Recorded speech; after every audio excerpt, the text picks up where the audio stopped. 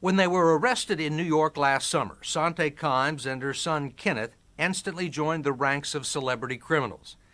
The way prosecutors and investigators tell it, the Kimes traveled across the country and abroad, committing just about every crime imaginable, from shoplifting and credit card fraud to arson and murder. In the Bahamas, they're wanted for questioning in the disappearance of a banker. In Los Angeles, they're suspects in the murder of a businessman. And just a few months ago in New York City, they were charged with killing a wealthy widow and disposing of her body so well that the police haven't been able to find it. They're intriguing cases which have one thing in common: a lack of evidence. Since their arrests 9 months ago, Sante Kimes and her 24-year-old son have been held without bail and have made very few public comments. No one had even taken a picture of them together until they sat down with us at the Manhattan Detention Center. Working out some of the details has been a little bit like arranging the Paris peace talks. I mean, if you look over here, we have got a battery of lawyers. Their lawyers warned us in advance that because of ongoing investigations and legal proceedings, there were many questions the Kimes couldn't or shouldn't answer. It's very unusual for people charged with murder to sit down and to do an interview before trial. Why are you doing this? May I answer that? Sure. Mr. Croft, the reason why we're doing this before trial is because of the unfair portrayal that's been given about us. The media has so far portrayed us totally like we are not. We're just a mother and son. A mother and son accused of murdering Irene Silverman, an eccentric 82-year-old landlady who owned and lived in this $7 million apartment building in Manhattan.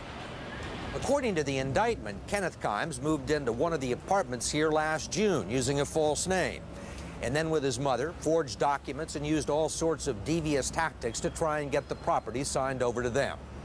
Prosecutors contend the plan went awry and the Kimeses murdered Irene Silverman. There's only one small problem. The police haven't found Silverman's body or any physical evidence to indicate she was even harmed. No blood, no hair, no fibers. It's all untrue. I mean, there's no truth to any of this.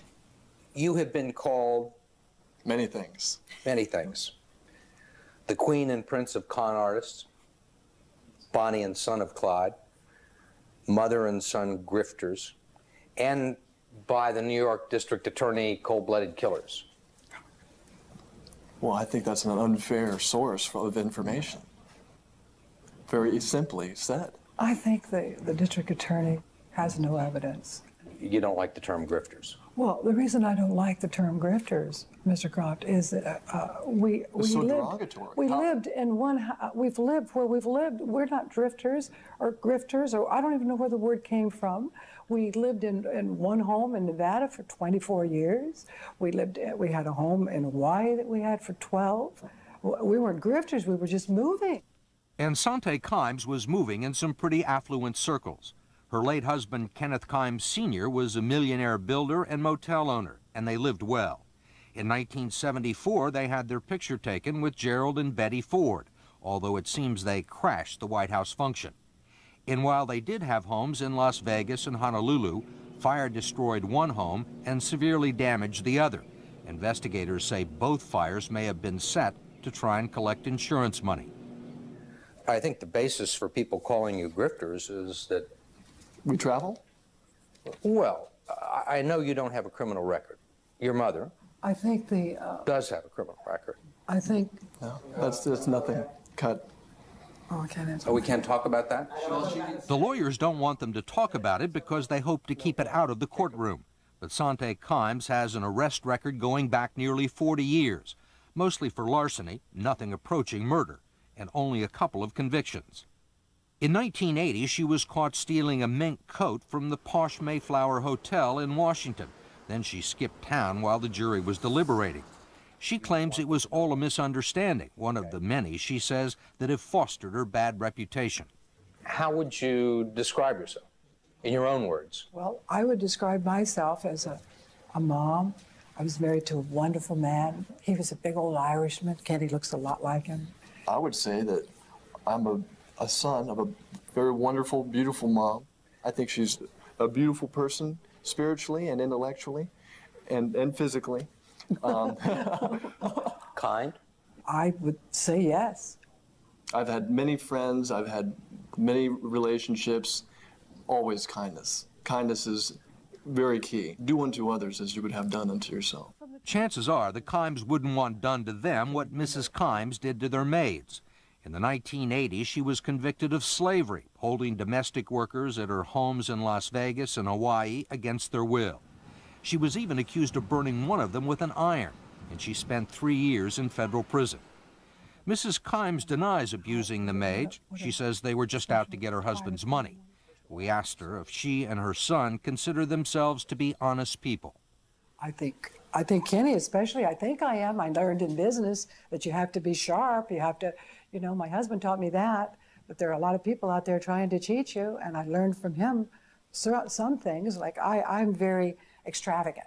I mean, you know, I'll spend a lot of money for gifts or things. And he always used to kind of worry about me because he didn't think that I had a good business head, you know, which I don't. But she's good at shopping.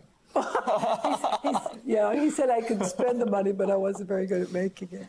She apparently spent it under a lot of different names. Authorities say she's used more than 20 aliases, including Sandra Chambers, Donna Lawson, and Joy Landis.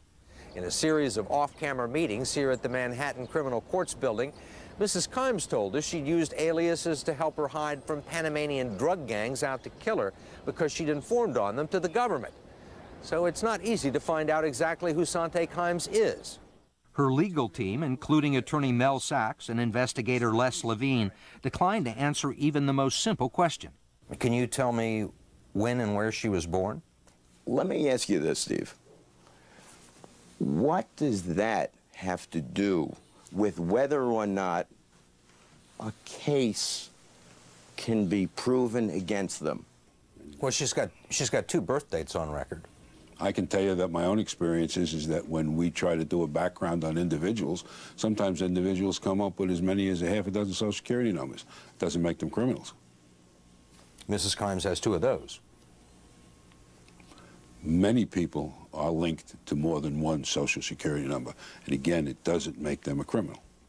I mean, you would have to admit you are in one pretty big mess here. Not by our choice. How did it happen? No, that's cut.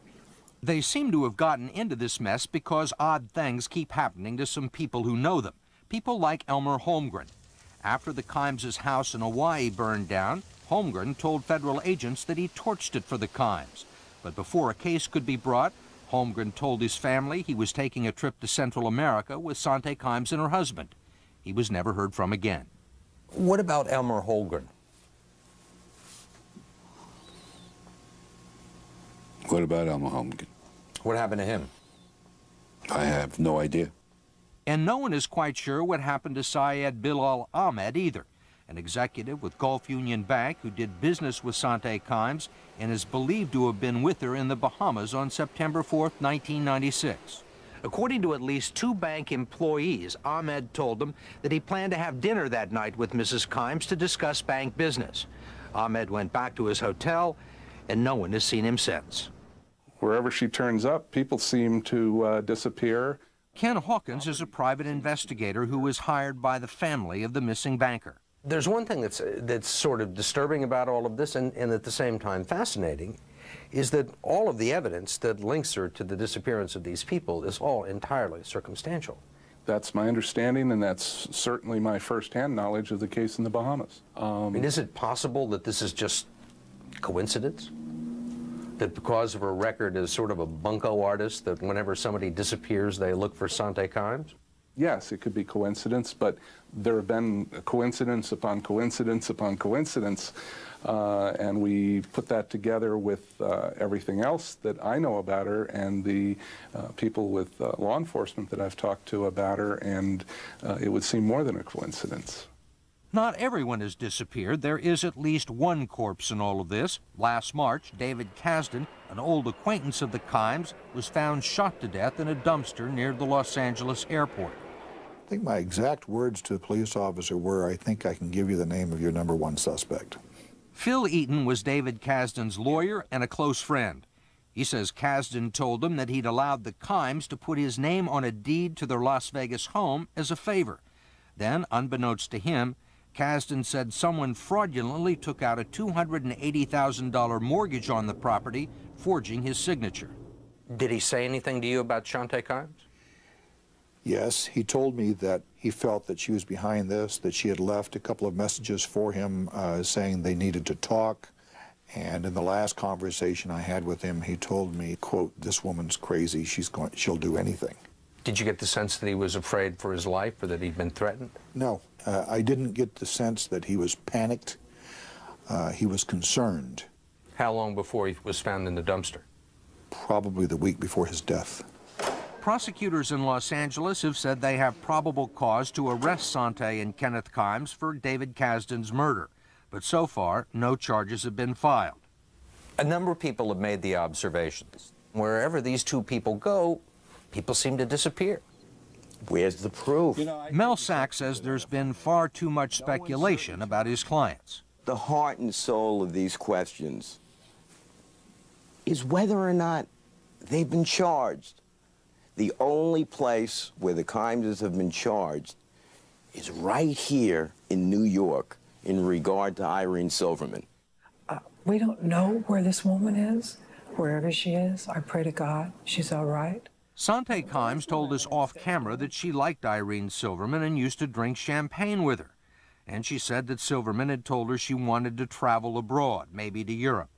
Prosecutors say that would have been difficult since the Kimes had Silverman's passport when they were arrested, and that's not all they're alleged to have had. Police have a list of items that they found in the Kimes' possession.